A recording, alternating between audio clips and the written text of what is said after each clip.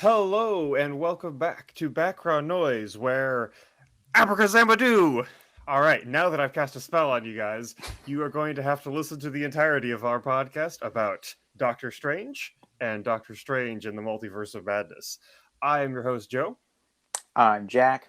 And I am Joe, and that was probably the worst thing to come out of this movie, aside from, well, the other things we'll talk about. I'm glad that my terrible opening can stand amongst the other terrible things that. Well, we'll get into that. And First, side by side with some elements here and Eternals. well, all right, Oh we'll get man, into harsh. That bad, huh? Yeah. So first, some bookkeeping. For those of you who do or do not follow us on Instagram and or Reddit, our Reddit page is Background Noise Pod, and our Instagram page is Background Noise Believe 2020. 2021. 2021. Oh, you changed it. Oh no. Okay.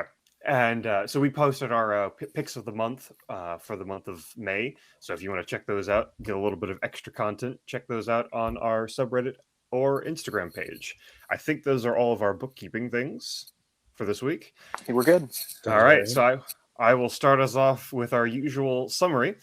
So the first Doctor Strange movie starts off with we get a little bit of a backstory thing of some weird magic cultist people breaking into a library, stealing an evil magic cult book, and decapitating a librarian.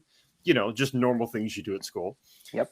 Then we cut to the man himself, Doctor Strange, who is in the process of, showing off in every way possible, showing off because he's so good at surgery. He knows so much random trivia about music. He is able to step in and save someone when the person was improperly diagnosed as already being dead. So he's great. He's awesome. He's cool. He can even drive a car without looking at the road, except psych, he can't. He goes off the road. He breaks his hands. That's completely screwed up, and then because he's a surgeon, he can't do surgery anymore because of nerve damage. And so he goes around looking for a solution to his problems, and eventually winds up in this mystical place called Camertage, where he meets someone called the Ancient One and a possible friend named Mardu, where he learns that the world is so much bigger than what he knew, and he starts learning magic. We get most of the movie is him learning about how magic. I'd say most of the second act is him learning about how magic works, which we can go into that a little bit later, but that's not plot relevant. But then we also get scenes of these cultists learning their spells because they're planning to summon Dormammu, the person from the dark dimension, bring him into our world so he can make everyone immortal, is what they think. Turns out they're wrong. They end up getting into a fight. Doctor Strange and the surviving members of the Camertage group against the cultists. Doctor Strange pulls a clever trick several times. He pulls several clever tricks, and he's able to end up defeating the cultists and saving the day, and everyone is happy, except that Mardu, his supposed friend, is like, okay, there's too many of us. We screwed things up. We need to stop this. We have to leave. I can't do this anymore because of various betrayals that happened previously in the movie, and so he leaves, setting us up for what we think like movie 2. I thought movie 2 was going to be something about Mardu and Doctor Strange, and that is not at all what Doctor Strange Multiverse of Madness is about. Multiverse of Madness is about how there is some walking MacGuffin box person thing that can magically teleport between multiverses, and everybody wants her because of reasons, including Wanda, because this is post WandaVision, and Wanda has gone basically insane, more or less, and is trying to steal America Chavez's power so that she can cross the multiverse and find a world where the magic kids that she made in WandaVision for a couple episodes are real and still alive, so she could be with them. And then the entirety of the movie is Doctor Strange fighting against Wanda, quote unquote, across the multiverse, except it's like literally maybe two dimensions, two universes, and two dimensions and a montage dimension. Two dimensions and a montage, yeah. And then eventually, finally, we get to a point where Strange is able to convince Wanda that she's the problem, and she probably kills herself, although technically we don't see a body, which means in Marvel Universe, if you don't see a body, it means the person's still alive. So just spoiler alert for future movies when they bring Wanda back, guys. Watch the news on Elizabeth Olsen's contract renewal. We'll right. see. Yeah, that's exactly right. And so that is really the only bit of plot to that movie, is that Wanda has gone evil, she wants kids, and eventually they're able to stop her. And there's a lot of interesting set pieces. So I want to start off with Doctor Strange 1, because I think I'm under the assumption that we all kind of we all enjoyed that movie. And we can pretty much just universally praise it. So if we want to talk about favorite scenes and favorite moments from Doctor Strange 1, and then we can go into Multiverse of Madness. Sure. Yeah. I'm trying to think how many I forgot to check. I'm trying to remember where this fits within the MCU. I want to say this was shortly after Guardians, maybe a film or two after. I can't remember. But I would say this was another great example of Marvel giving little-known directors a chance to shine. This was, I believe, Scott Derrickson was the director. And this was his first director's credit that wasn't a horror film. And I think it's still really good. Holds up very well. Not bad at all, especially for what was Marvel's first film to really focus on magic. So I thought that it tackled it pretty well. Mountain 2016. Oh my gosh. Yes. This thing's ancient compared to all this stuff. Yeah, the gap between Doctor Strange 1 and Doctor Strange 2 is large enough that you understand why there's a completely different tonal continuity between the two movies. Yeah, and I'll admit, at first, I mean, I kind of like that this was one of the potential, like, branching out paths that Marvel was doing. It's like, yeah, first thing with magic and sorcery is, as a kind of a fan of Doctor Strange, but I don't know. It was just kind of for a while, it was one of my mid-tier ones, but then I don't know, started getting some other stuff, and I'm looking back and it's like, maybe it wasn't too bad. And it's just, mainly, I just wish they focused a little more on Doctor Strange, which is funny because that's something you could say about both movies. But yeah, a little more on there. They still had Marvel was still in its villain slump of like, oh, he's got slightly different powers, or he's, the villain's just an obstacle or something. And that is very much Mads Mikkelsen. That's very much his character. Yeah, are you trying to say the name of the villain character? Yeah, I was going to say, like, it's like Caliaculus. Caecilius, maybe? Caecilius? It's Caecilius. His name is Caecilius. Caecilius. Yeah. Yeah. I actually think that the Master Caecilius character is, he's another person who can also use magic, and so we get a magic punch-up. Just like in all of the Iron Man movies, we get Iron Man versus people that are also Iron Man, but not. And we get Well, Winter Soldier was the same thing. Super Soldier versus Super Soldier. It's most Marvel series of films have done this at least once within their respective trilogies or whatever. The difference is, and this is the reason why I really like the first Doctor Strange movie, is that they do a good job of showing you just how clever Strange himself is at being yes, it's technically on paper two people with magic punching each other, but we get a lot of cool things of Strange being very clever. We get the thing where he is in the hospital and he has Christine like do the paddles on his chest, and the electric pulse through his body charges through his astral form to kill someone. We get him using the weird artifacts, and they're not artifacts, they're relics is what they're called, right? We get him using different relics in fun and creative ways. And then of course the ending of the movie is, I have won, but you need to take a few times to figure out that I've actually won, where he creates a time loop to trap the demon creature, and then he's like, okay, you can keep killing me, but I can't, I'll just keep coming back, and so we're stuck here until you'd agreed to my terms, which is very clever. And I love that kind of, because it's not him punching and beating him up with magic, it's I have won, but we're gonna have to figure out how my own way. I've won my own way. I haven't won by just, I don't know, hitting you in the face really hard or something like that. So that is what I loved about the first movie. Oh yeah, it was really creative, that third act especially. Just possibly, it's one of the most unique, if not the most unique, boss battle or third act show off, or Yeah, whatever you want to call it, standoff, if you will, that we've gotten in an MCU film, and it works great. So. Yep. I think it is very much. It was very much in line. Like this movie had a very clear, I guess, through line in terms of its own theme, because some of them, I mean, some of them don't need them, and then some of them, try to, and it doesn't succeed. With, like, I don't know. I guess I'm thinking of Ant-Man or something. I suppose it's not that it had a theme or something, but it's like of just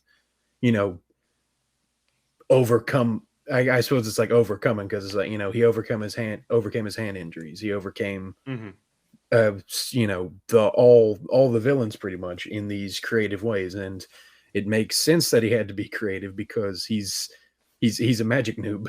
He learned it. Yeah. He learned a few months ago. So I really think that helped.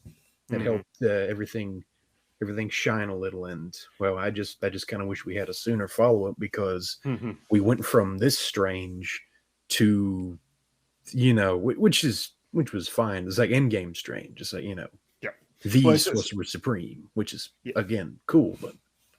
Yeah, we get a lot of moments of character growth in Strange 1 that I wish we had seen the arc of, as opposed to it. Because, for example, what I'm thinking about is that entire movie, he is very adamant that the reason he is there is because he wants to get back to his life as a surgeon. He's there to fix his hands, and he's learning all this stuff, and he's like, oh, this is really cool, and I enjoy learning because I enjoy learning things. But that is not, I'm not here to fight your cosmic battle. I'm here to get back to my life. And it's not until he goes through the process of actually fighting in this war that he realizes that it's more important. And we get the scene where he kills the man using the electricity from the paddles, and then he is objecting to fighting because he is a doctor. He took an oath to do no harm, and he has just killed a man. And you're like, well, this is a very interesting way of coming at it. This is an interesting way of coming at this character. It's a grounded character in a mystical setting. You get multiple moments of him. You get 4 separate scenes of him shaving, right? You get a scene of him shaving before he's going to the dinner or whatever, and when he's healthy. You get the scene of him being shaved by Christine. You get the scene of him trying to shave himself and failing after his accident. And then there's a time where he's got his magic under control enough that he can shave, but he doesn't completely shave his beard off. And it's like, you see this progression of his character. It's great. Yep. I wish we had gotten to see a movie that continued the progression, as opposed to starting us off at the beginning of Multiverse of Madness, where he's basically Iron Man, except he uses magic instead of technology, which is basically what we have at the start of that movie, and that's what we get from him the entire rest of the movie. Well, no, Jojo, hold on. That's kind of an oversimplification. He's also sad. Oh, yes. Don't forget he's not happy. He's sad. He's not happy. He's repeatedly not Everybody happy. that Doctor Strange knows will tell him, you're not happy, are you? It's like, I mean, I guess I'm not. I don't know. Everybody keeps telling me that. That was such a... I don't know what that was. Why was that? I mean, really, it's like you're talking about things that weren't followed, like, arcs that weren't explored. It's like kind of like his relationship with Christine was already pretty much done for at the end of the first movie. It's like, I figured you figured he'd, compartmentalize these feelings and he wouldn't have a problem with it after 8 years, or 10 years, because there was the snap time skip, wasn't there? Or like, well, he blipped, so 5 less years. Oh yeah, but so, yes, but still, been a while. And it's not that you can't, explore this or whatever, but it just seems so out of left field. I don't know. I might have to get into this a little bit later, but I feel like there was still, at least at the end of the first film, there was still something lingering, because he still had the broken watch that she gave him at the end there. Like, that's like, I think the final frame of the first film is him putting that on. There's still something there that they want to resolve with Christine and Steven. I feel like something else they wanted to explore. And I feel like maybe we got a little of that here because he does end up finally fixing the watch and finally moving on. But I feel like there was still, despite becoming the Sorcerer Supreme at the end of the first film, he's still, I mean, we already said he's still not happy. He still doesn't necessarily have everything that he wants. Yeah, so that's the thing. I think if they had made a second Strange film like pre-Infinity War, where it's taking place shortly after, and it had been, exploring Mardu versus Strange or something like that, then they could have had close that unresolved plot with Christine in either way. They could have it be they get together, they could have it be that they decide they're going their separate ways. But having it be for him 5 years later and like in universe 10 years later, and him still being hung up on it, and she's getting married. Like the first scene is that she's getting married. Well, sure, we have a action scene that is relevant, and then we come to actual Strange going to her wedding. Like that should be, this is a closed arc. We don't need to deal with this anymore. Right? Or even as cliched as it is, have that be the thing. It's like, oh man, instead of it being, oh yeah, it's the day of the wedding, it's like, oh man, I just heard Christine's getting married. I don't really like that, and then I don't know. Then you deal with that somehow instead of just like, yeah, it's happened. We're done. Get over it. I don't know. It's everything just seems like it's missing. I mean, obviously it's missing something because there's been between films so much else going on. And, all these other little side adventures where Doctor Strange is, unfortunately, a side character that you can't really... Yeah, it feels like we're missing the step between almost. And this is just at the beginning of the movie that it's already feels a little off. And by the way, was that guy in the second one was one of his OR like assistants, right? Operating room. The guy talked to him. Yeah, that was the guy who declared the guy brain dead at the beginning of the first film. Then he basically reprimands him and tells him to cover his watch when he's doing the surgery and all that. So he doesn't think very highly of him at the beginning of the first film, but grows to by the end show him a bit more courtesy. Yeah, in the first film, there's even a moment where the Ancient One needs surgery, or they're going to try to save her with surgery, and Strange takes the scalpel and hands it to, I think Nick is the guy's name, and it's like, oh, it's a great moment revealing his character growth. Right? Exactly. He's realized that this isn't what he needs to be doing, and it's great.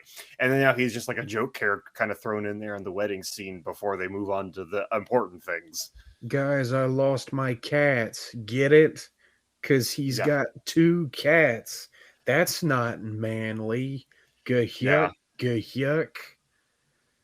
I guess. Is that the joke? I don't know. I don't know, man. I don't know what they were trying to go with. Again, I feel like what they're trying to go with that, I could be wrong, because we really didn't get a lot of it, but somebody asking Strange and really confronting him about what happened, like the snap, because everybody lost something. Or most people did, whether it was their lives for 5 years or a friend's, a family, or something like that. And them just wondering, was there any other way? They probably blame him in some way. And so this was a sort of small way that they could confront that. But I mean, I feel like that's what they were trying to do. Just to... sorry. Go ahead. I do get that part, but it's like, don't make it. I mean, you can make whatever you want a joke. It's your movie, but it's like, if you want us to actually kind of start questioning, hey, did Doctor Strange do the right thing? I don't know. Maybe have a character who's not a joke bring that up. I don't know. Or just do it in a different way instead of just immediately discrediting yourself. Yeah. The movie, not anyone saying anything. No, have Christine ask it, right? Someone that he cares about and he would take seriously. That would be, if you're trying to address that problem, that's where you would address that problem, right? Have a serious character who at least the character cares about, regardless of whether or not the audience does. Right. I think at least Strange obviously cares about her. Oh yeah, exactly. And yeah, it's a great thing to bring up. It's one of the many intriguing things, or at least slightly intriguing things, that it's, one of the good little things that's sprinkled throughout this that were actually, interesting and executed well, no, forget execution. They were interesting, and they were little tidbits that should have been, I don't know. It was fun little things, not fun big things, unfortunately. Mm-hmm. Yeah. But we'll get into those later. But we need to address the elephant in the room, because we've been talking about these problems with Strange, but the biggest problem with this movie is that Doctor Strange is not the main character of this movie. Do we finish talking about the first film? Well, we had transitioned into the second film now. Okay, I was just confirming. Okay. Yeah. The main problem with this movie is that Wanda Maximoff is supposed to be the main character, and Doctor Strange is the primary of the side characters. Good for him. And then you get top billing in your own movie, big guy. Yeah, right. Oh man. So here's the thing. They both actually interestingly have the same problem, which is that both of their character arcs, both Strange and Wanda, seem to be motivated by a desire or a relationship with other people that feels hollow to us, the audience. Like, Strange should have moved past Christine, but the fact that he's not happy seems to be directly tied into his relationship or lack thereof with Christine. And then Wanda should be grieving for Vision, but that's not who she talks about the entire movie. Instead, she's talking about the magic kids that she magicked up for 15 minutes But Joe, they were in her dreams. They were in her dreams, Joe. I dreamt about them. Is that your Sokovian accent? I don't see you trying to do a Sokovian accent, Buster. What is a Sokovian accent? Something vaguely Eastern European. The generic Eastern European accent. The generic Eastern But yeah, where was any mention of Vision other than he knew about the multiverse? Yeah, they have exactly one throwaway line saying that Viz had his theories about the multiverse. I think is almost the exact quote. And that's it. That's the only time that he's referenced at all. It's like, that would at least have been believable. That would have been a realistic motivation for her. Yeah. I just realized something. There's more of Vision in the marketing than there is in the actual movie. Because I remember a trailer that's got a couple of frames of him from WandaVision or something, or him dying in was it Infinity War? And it's just dang. Was Paul Bettany unavailable? What is this? No idea. But here's the thing. I actually don't mind. She has some interesting points. There's a point where Doctor Strange confronts her and says, "You created those children with magic," and she says, "That's what all mothers do." Where she is technically correct. That is, in a if you want to think about it in a metaphysical sense, she is correct. Sure. But there's so many. She's using it to try and justify multiversal slaughter. So I don't know. She's using it to justify murdering a child, murdering an alternate reality version of herself, and then kidnapping the children of an alternate reality version of herself and claiming them as her own. No. This is totally the Wanda you guys fell in love with in WandaVision, right? Oh, yeah. Can we talk about that? I want to talk about that. I am so upset because at the end of WandaVision, it was pitched to me, or it seemed to me like she had been an objective viewer watches that and they're like, okay, there's no way that you can redeem her. She's a villain now. She kidnapped this entire town for her fantasy. But the show seemed to be presenting it as she was heroic and she was going to try to atone for her sins. And that's how I left that show. And then we come to this. I didn't see that personally. Okay. So that's how I left that show, was that she was going to try to make, she's going to be making mistakes and she's going to try to make things better. Maybe I'm in the minority there, whatever. I really liked the character before this. The isolation part in the cabin, maybe, but the minute you break out the dark hold, right. Yeah.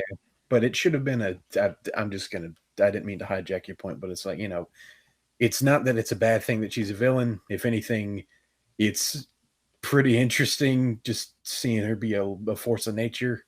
Yeah. But don't just go straight in. We get maybe a half a scene of, oh man, can you help me? I guess. Let me help America. I didn't say her name was America. It's well, you got me. Hand her over. Also, we see like Strange picks a flower and he says it feels real or something like that. And it's like, okay, but then we see that that's a hex 30 seconds later. So what was his magic sense not working properly? What? I Or don't her know. hex sense was more powerful. I don't know. I guess. I don't Yeah. know. Much confusion there.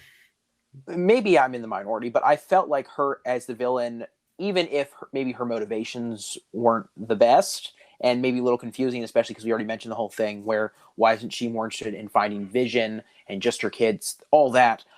I feel like her becoming a villain was not out of the blue. I feel like all WandaVision was a build up to her becoming a villain, like slowly becoming her grief, slowly taking over, and then this is sort of we've reached the climax of her character in that way. And then, of course, at the end, she pulls a Doc Ock and pulls all the stuff on top of her and says, "I Yeah, won't die yeah. a monster." My hex is self-sustaining. I do think it is good. This is the problem. Like, America Chavez gets one moment where she has something of a character, where she sends Wanda into a multiverse, and Wanda sees her like the boys get terrified of her, Mhm. and her alternate self trying to defend alternate self kids from our Wanda. And she's like, no, I'm not a monster. I wouldn't kill anyone. And then she's like, oh, wait a minute. I have killed literally hundreds, if not thousands of people this movie. And then, Perhaps all those people Yeah. screaming at me to stop killing them. Maybe that meant something. maybe I should have listened to them. Yeah.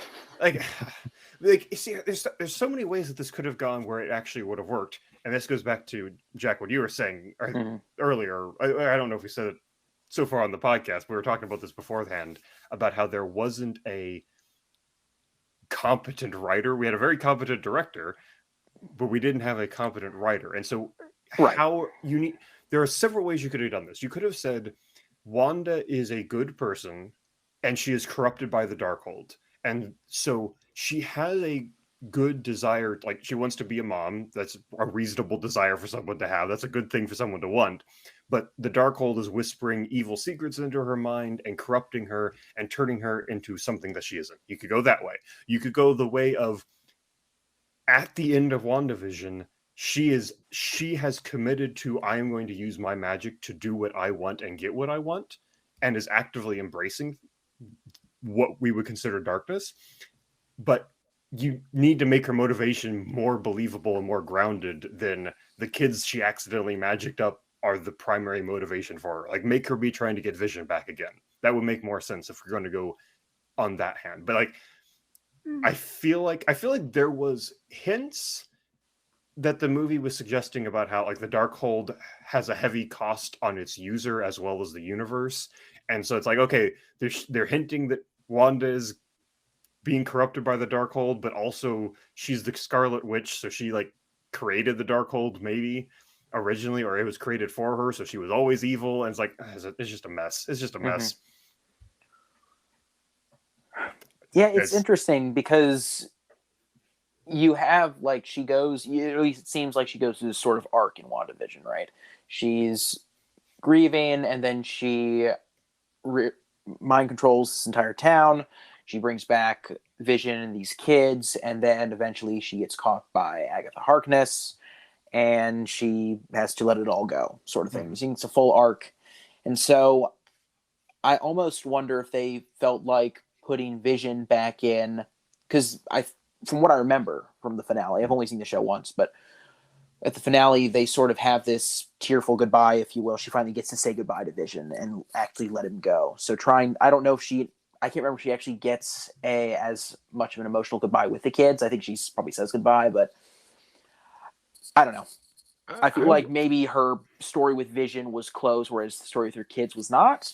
I'm just trying to play devil's advocate here. I don't know. I get you, but in that sense, well, that both of them do say goodbye before Vision does disappear. So I kind of do agree with the whole, all right, we're done with Vision, but if you're gonna bring in what is essentially like the last bit of WandaVision and kind of, I don't know, retroactively bring that in as motivation, sort of like, it's either because it is weird, because the very ending scene Mhm. She's using the dark hole because Mhm. now I'm thinking back to WandaVision, which just quick tangent on that. This is the most confusing of all movies for people who really only care about Yeah, it's Marvel true. movies. It's just like, oh, okay, what's happening? But anyway, it's like, she's using the dark hold.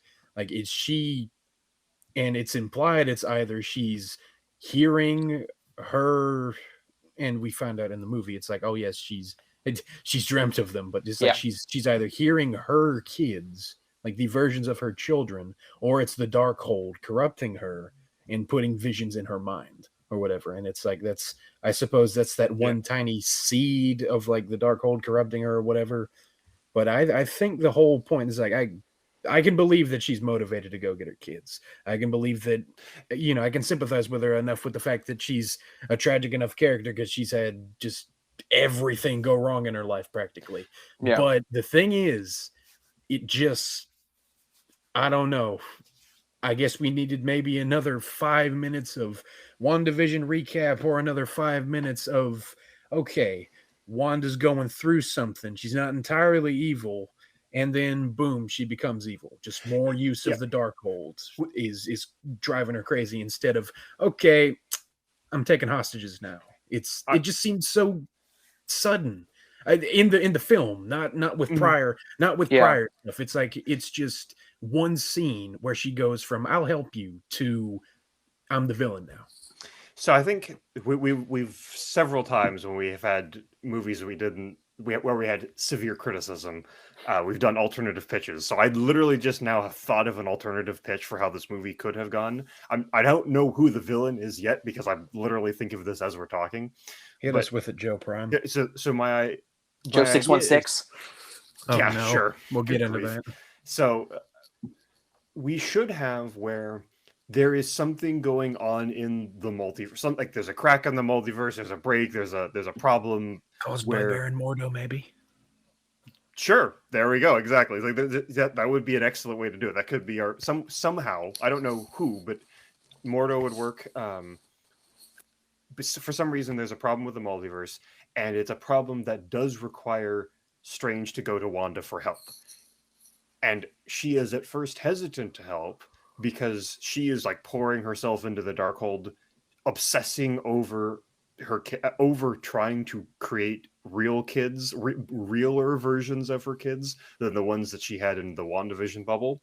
And so she's initially skeptical, but something about the multiverse idea catches her interest. And so we can see a point where, like, over the course of like the first act, she is obviously mentally degenerating. Like, she's obviously getting more and more corrupted by the Darkhold and getting snappy and getting frustrated with things that shouldn't bother her and stuff like that. And then at some point, when they cross into the multiverse, she can betray them because she's like, okay, I can get what I want now that we're in this older universe. I can get what I want of getting my kids. This is what the Darkhold was telling me the whole time. Something like that would be much more believable, where we see her getting more and more corrupted into the darkness. We see her working with the hero initially, but they go in divergent paths, and then she can become a problem in the end because of that. Maybe the villain, maybe Doctor Strange is going to stop the villain, but if he's going to do that, it's going to pull Wanda back into the original universe. And so she's going to be like, no, I'm going to join the villain's side because I get what I want in this universe. Something like that. Like I said, I literally came up with this as we were talking about it here on the podcast. But I think It fixes the first act. Yeah, something like that where we get to see the degeneration into evil of Wanda on screen, and also see how she's becoming more and more consumed by this motivation, where we might think that she's taking it too far, but it's obvious that it's important to her and she's being corrupted by it. Yeah, I feel like as soon as you said we need a villain, I was right there with Joseph. Mordo. I absolutely loved Mordo as a character in the first one. And I thought he had a great arc. The arc of, he absolutely has this, basically just he follows the Ancient One blindly. He absolutely trusts her. And then he loses her trust. And so, no, that's not what happens. No, he loses trust in her. And then she dies. Yep. And so then he has this crisis of faith, questioning everything that he's been taught and all that. And so he goes on his own. Great. I love that. And then he, decides there's too many sorcerers. I can't trust any of them, so got to kill them all. It's the weirdest version of Pokemon. Right, exactly. And so love that. I was very much looking forward to the sequel, thinking, great, we're going to see Mordo. And so having him in this, we don't see 616 Mordo at all. And that just made me so upset because of how much I liked his character. We get some multiverse Mordo instead, who's fine. But Jack, he's got dreadlocks now, and he's half evil. It's just as good. What do you mean, great value? No. Yeah, he's the Walmart brand version. Yeah. Yeah, like that's the thing. Because we saw in the trailers that they were teasing that Mordo, right? And it's like, oh, so he's going to be the villain. It almost set it up like he was going to be like somehow he like took over some kind of multiverse thing, because he's backed by the Ultron Sentries or whatnot. It's like, oh man, he's taken over some other universe or something, and it's just like, no, he's just another Mordo. Here's an idea. It's such a waste of an actor too, because I can't pronounce his name because I would offend him by trying to. But what is it? He's the only one who's putting almost 100% in this movie. That and Elizabeth Olsen. Sorry, Jack, go ahead. No, you're good. I was just gonna say all we get of what Mordo's been doing is like one line from Doctor Strange. It's like he's been killing off these sorcerers and all that. It's like the one line when he first sees it. I'm like, we needed some sort of Doctor Strange 1.5, or we just need what you were saying, Joe. Have him be the first act villain. We could have the entire time, as soon as he got back from the snap, that Doctor Strange has been actually chasing after Mordo. So that's what takes place over the first act right into the second act, and it's around that time that finally right around the time they capture Mordo, Wanda snaps, and then heck, maybe they get Mordo to join their cause again. Then they all go after Wanda, something like that. Actually, so here's an idea. Don't have Multiverse of Madness at all. Like, first of all, the multiverse is a bad idea. Make it a separate movie. I know that we're going into this thing. I know that Marvel is going full tilt into this multiverse idea, and I do not like it. It is a bad idea, and they need to not do it. But it's too late to stop that. Yep. Unfortunately. So, but Kevin Feige's already planned on the next 10 years, Joe. We're done. I understand, but like we instead have Mordo be the villain in the first half, and have Jack, you're kind of saying this. Have Doctor Strange go to Wanda for help because he can't beat Mordo, and then she's initially hesitant to do so, and then in that process she's going through this arc of continually degenerating, and at some point she snaps. She thinks that she can get let's not do this multiverse thing where she's going to go to another universe and steal kids. She's going to use the Darkhold to summon her kids, but it's probably actually going to be that she pulls a couple of demons that will be somewhat loyal to her into our universe, or even cause an incursion, the universes start colliding against each other or something like that. Something like that. Whatever she's going to do is going to cause major problems. And suddenly, Doctor Strange and Mordo look at each other, and Strange is like, you know what? In one specific instance, you are right. There are too many people with magic. One precise person with too much magic exists, and we need to team up to defeat her. And so then we get this reconciliation of them maybe they find a middle ground where Strange makes mistakes on one side and Mordo makes mistakes on the other side, but they can both agree that this is too much and this is too bad, right? And then we get those three characters, and obviously Wong is going to be there for comic relief because he's excellent. He's great. Every scene that he's in where he's being funny is great. But those three characters form the central, and we get three clear motivations. Strange is the person who's running. Maybe he's not the Sorcerer Supreme, but he's still the person who's running the Kamar-Taj system. He's part of this system. We got Wanda, who is degenerating into madness, wanting kids that can't happen, and we got Mordo, who is trying to stop what he thinks is a problem of too much magic. And at some points in the movie, two of them are allied against the other, and at other points, two of them are allied. We could have 3 acts, and we could have all 3 combinations of pairs. There could be a time where Mordo and Wanda are teamed up against Doctor Strange, and he has to get really clever to stop both of them. Maybe. I don't know. Maybe that's too much. I feel like Mordo wouldn't, because he wants less sorcerers, not more. Yeah. I was going to say that. It's just an idea, but I think that's Sure. probably. I think you're right. That's not the right way to go. Yeah. So there we go. We've already got a better version of this movie that could have existed. Dang, if only they hired us. 3 dudes on the internet. Yeah. Yeah. But, well, I feel like we've torn this thing apart pretty good. But we talked about Sam Raimi.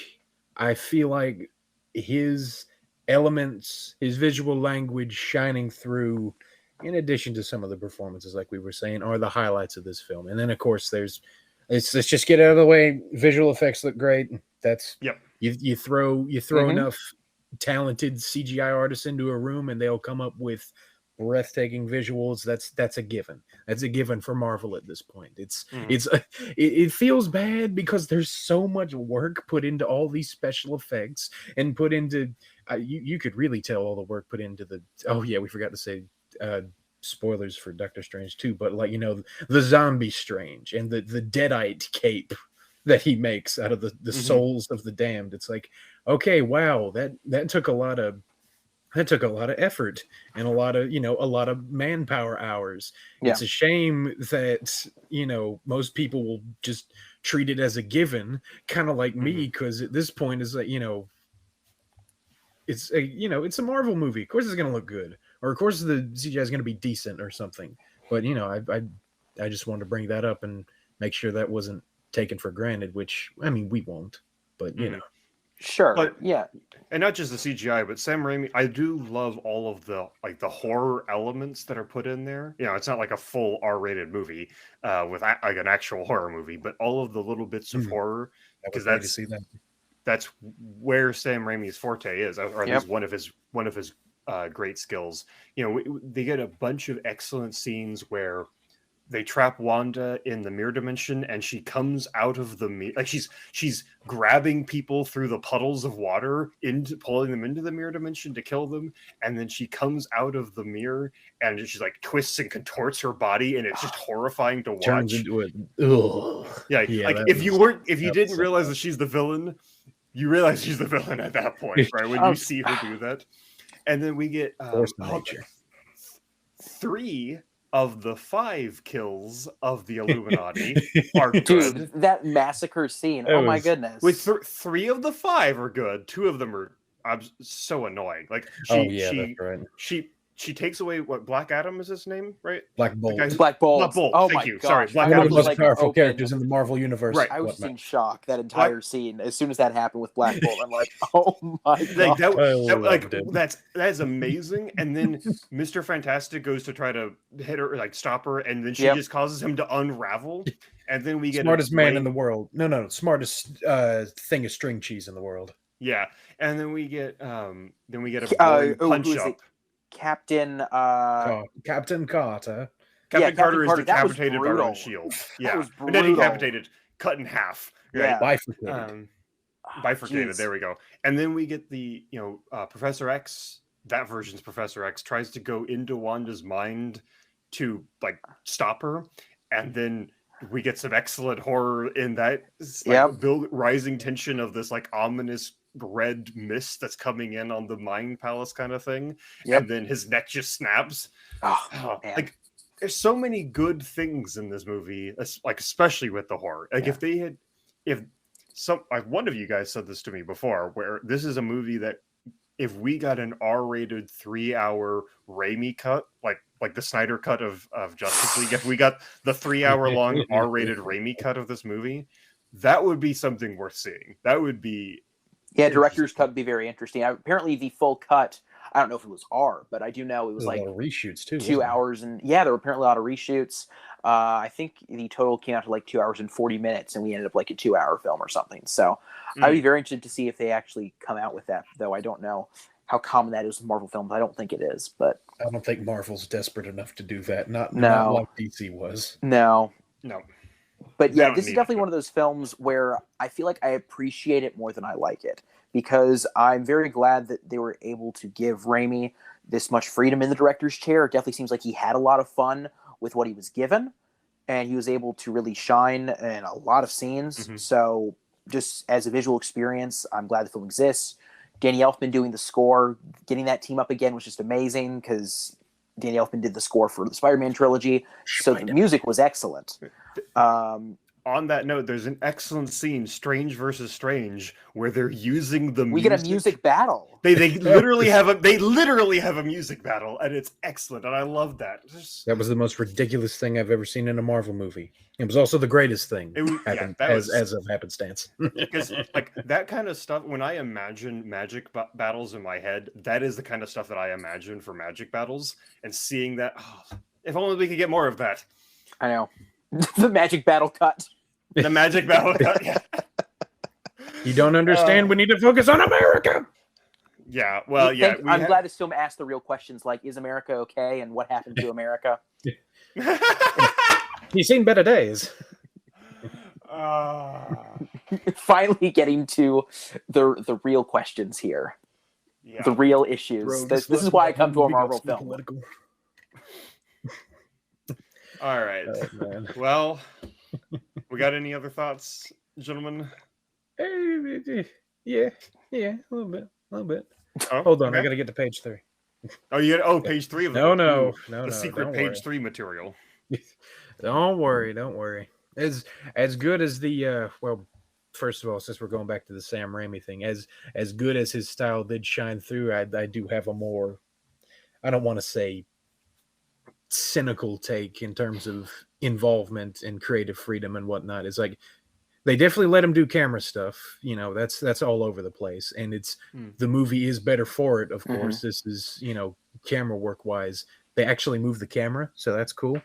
It's crazy. Yeah, they actually move the camera in new and interesting ways, and but in terms of like, I feel like the stuff he was able to get through, like the undead elements and the violence, it's like, of course that's his thing, which is kind of funny when you say it like that. My main conventions are zombies and violence, but anyway.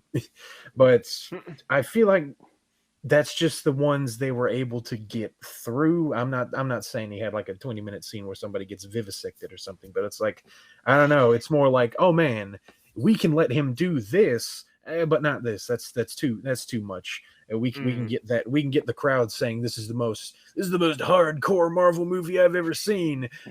But let's not go all the way. We've still got to get that the 10 and above 10 what is it, 10 to 17 age demographic in here. Whoa, let's not go too crazy. Well, there's no way there was no way they were going to get a Doctor Strange 2 film rated R. There's no way. Of course not. But a boy can dream. It's true. And speaking of a Doctor Strange film, it's just kind of going back to our thing before. It's like, why didn't they can one of the Marvel shows that wasn't really good? Ergo, Maltese Falcon and the Cold Boy. Why didn't they can that with like a Doctor Strange show? Like, I feel like he's too. What's the right word? Too upper class in the Marvel to have a show at this point.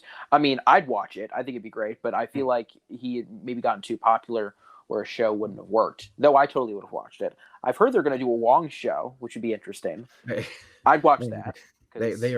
They are giving everybody related to Doctor Strange their own stuff, and they're giving Doctor Strange side character parts and getting third billing in his own movie.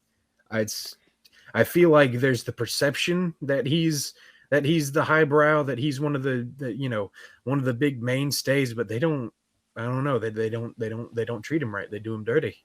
And we can see here they kind of did him dirty. Despite him having some good moments, he's just there to look cool and do magic, and of course be a babysitter, which unlike Steve Harrington, it doesn't really fit him. He doesn't have his hair is not nearly as good. He does not have the hair. That's true. No. He doesn't have the dad hair.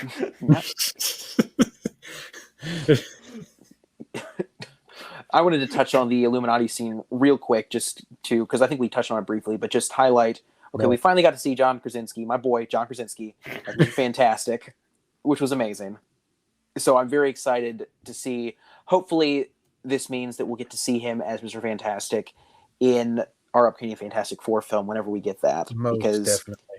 because he was great, and I totally buy it. Professor X, Patrick Stewart was back. Of course, that was great. Finally, get to see him rocking the black turtleneck and the yellow chair from the comics and the 90s show, which was very cool. And of course, we get to see him die again, number 5. Yep, fantastic.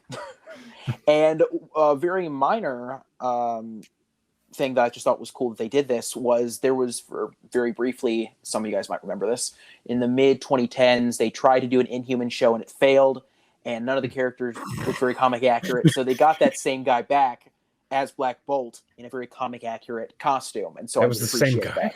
Yeah, same guy. My gosh. Oh, man, that was interesting. Yeah. I remember seeing the pilot for that. I thought it was nearly as bad as the Eternals. That's saying something. I actually didn't know what the difference was between the Eternals and the Inhumans. I still don't know the difference between the two of them, other than They got a lot of focus in the Agents of S.H.I.E.L.D. show. They're kind of like mutants, but not... They're alien mutants, essentially. Okay, so still don't know the difference between them and the Eternals. Some are robots, others aren't. Oh, okay. There we go. That's what I needed to know. You don't understand. They can't intervene. I'm not even going to try to make fun of it. Do you understand, Joseph? Yeah, do you understand the difference? They can't intervene until they can, and the Inhumans they can intervene whenever they want because they have a guy who can blow his own head up. I don't know. All right, there we go. Take that, Eternals. Yeah, we have a guy who can scream into his own mouth and kill himself. There is one other thing since that did get brought up. I suppose it's just another inconsistency, and you can call me whatever you want, and it's just like, oh, shut up, it's the movie, get on with it. But it's like, as good as it was seeing Wanda as a force of nature, I wish it was a little more consistent. Again, like her character, it's like, she massacred essentially the world's Avengers in 3 seconds. Well, no, she killed the world's smartest man. She killed probably one of the most powerful in terms of, and comics, movies, different things, but is that he can destroy people with a whisper, which again, why would you broadcast that to someone who can alter reality? But it's like, 1 minute she can blink her eyes and change causal reality, and then 5 minutes later she gets into a melee with a super soldier. It's like, oh no, she's got me on the ropes until it's like, no. The only believable fight was between that Illuminati version of Captain Marvel, and this because Infinity Stone power or whatever. But right, and even then that didn't work because she got squished by a statue. Yeah, that was so disappointing. Like I said, 3 out of 5 kills were good, right? That's right. Yep, that's right. Professor X was still my favorite, though. Yeah. The most terrifying was Black Bolt, easily. But getting to see Professor X get the closest to actually saving Wanda is like that's a very Professor X thing to do. Yep. Yeah. It was. Yeah, it's one of those things. This is the problem with magic: is do not create magic in your universe that you're not willing to commit to using. Like, if you say you have the power, this person has the power to alter reality, like by blinking, then they better darn well be altering reality by blinking every time reality is inconvenient to them, or you better explain to us why they can't. But Joe, that's not as entertaining, bro. You know what's a lot more entertaining? Rules that make sense, so that we aren't sitting there scratching our heads thinking, why didn't you do this? Yeah. Or why did you do that? You either keep... Oh, sorry. Go ahead, Jack. No, I was just going to say, speaking about the inconsistency of the magic, that reminds me of author. There's this author I've been reading a little of recently. Very popular science fiction fantasy author named Brandon Sanderson. Yep. You may have heard of him. His rules of magic. Rules of magic. Yep. Well, technically 4, but this is 0th rule. Yep. Sorry. Which is, of course, 0th rule. You have number 1 is, I'll use it in film terms, a viewer's ability to solve conflict with magic is directly proportional. The character's ability to solve conflict with magic is directly proportional to how well the viewer understands said magic. That's 1. Weaknesses, limits, and costs are more interesting than powers. That's 2. And The character should expand on, or director should already expand on what is already a part of the magic system before something entirely new is added, as this may otherwise entirely change how the magic system fits into the fictional world. And then, of course, rule number 0, the most important rule, is always err on the side of what's awesome. True. Yeah, They did do that last part. they did do they did do rule It 0. was pretty awesome. It was awesome. But the to other watch. 3, they, especially magic wise, they could probably wouldn't be a bad idea if they read those now and again when writing these magic characters. And that's the sad part, because there's more. We're getting into more magic characters. I'm sorry. I feel like I'm interrupting a lot of people now. That's just me. That's just me using my reality altering powers to interrupt conversations. Anyway, I feel like since they're going into more, like, we had sorcery, now we're into witchcraft and I guess well, no, because he's the master of the mystic arts. Non-sorcery magic, which is where we get characters like Blade and Ghost Rider in the supernatural world, and by extent, I suppose Moon Knight in a way. Well, they have this sort of super team. I can't remember what it's called, but there's a team where you have like Doctor Strange, the Moon Knight, Midnight Suns. It's like we get Sam Raimi to direct some Midnight Suns action. Hey, please, I'm in. Jack, please, dude, you're making me have optimistic visions of the future, and you don't do that. How dare you? Don't make me hope. Hey, if you have optimistic visions, that means in a multiverse, it happened. Oh. So. No, it's if you dream about it. Well, if he daydreamed. I had dreams. No. Perhaps if I dreamed no, only night I could dreams. make it happen. Only night dreams. I'm not the day walker, Jack. Fine. But anyway, it's like, they're doing it. It's sad because they're going into more of that stuff. And then if this is the precedent, it's just like, well, this isn't going to make any sense. Like this subpar script has made future scripts more difficult. It's just by existing. By not having good rules for magic. Like, I thought Doctor Strange 1 had good rules for magic. I thought that it was it wasn't like super detailed, but we understood that, we have a lot of wisdom from the Ancient One about how you can't beat a river into submission. You submit to its flow and go with it. And like magic is not about controlling world. It's about using what exists to your advantage. And like that all made sense. And I felt like I had a kind of not an explicit grasp, but an intuitive grasp. And here it's like, okay, Wanda can do precisely what she wants to do, except when she can't, to make it more tense and more cinematic. And then she can't do what she wants to do. Yep. All right, Joe, you got any more ammo for us? I feel like we're on a roll, but we're getting close to the end, aren't we? Yeah, I think it might be time to land the plane. Do we want to do some out of 10 rankings, or do we have and any final thoughts? No, I think we should probably rank it before we convince our viewers that the film isn't worth seeing. But I definitely think it's worth seeing at least once. Yeah, I would say that's the perfect summary. It's just I didn't regret going to see it, but it was one of those on the way home movies. Just like, oh man, they dropped the ball, didn't they? And just going through that, it's like, man, they hyped it up so much. Mm-hmm. They really did. I mean, 8 years. Sorry, 6 years. Excuse me, I can't do 6 math. years. Yeah. 6 years of we're finally getting another Doctor Strange. Oh man, multiverse. You kids like multiverse? And then it's just like, everything was a half delivery. Yeah, there's two types of Marvel movies for me. There's Marvel movies where on the drive home, I'm thinking, wow, that was so cool. I love this. I love that. I love this part. That storyline worked really well. Those lines of dialogue were really funny and interesting, that kind of stuff.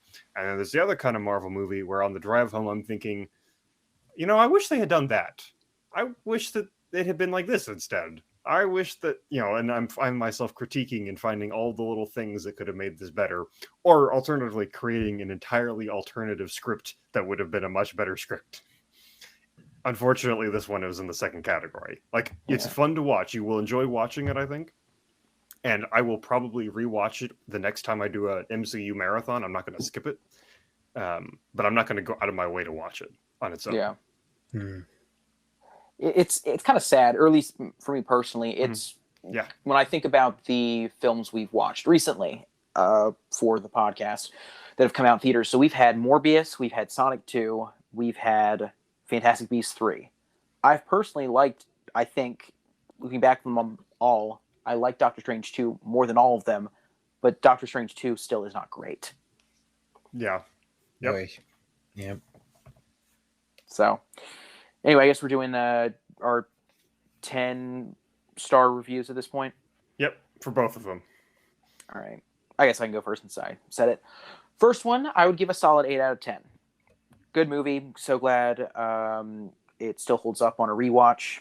This one, the second one, I absolutely loved the score. The visuals were great. There were a lot of things I enjoyed about it. But like we said, the writing of a lot of it is, I feel like, held it back. And so I would probably give it a 7. Not bad, not bad.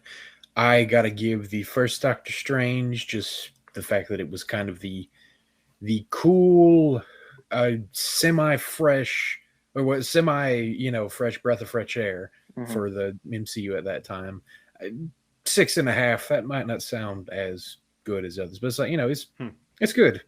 It's good. Again, it was one of those with me that took time to kind of like, but still. And in terms of Doctor Strange 2, 4.5. Not as slightly above Eternals, because I keep forgetting how low I put Eternals, and you guys yell at me every time.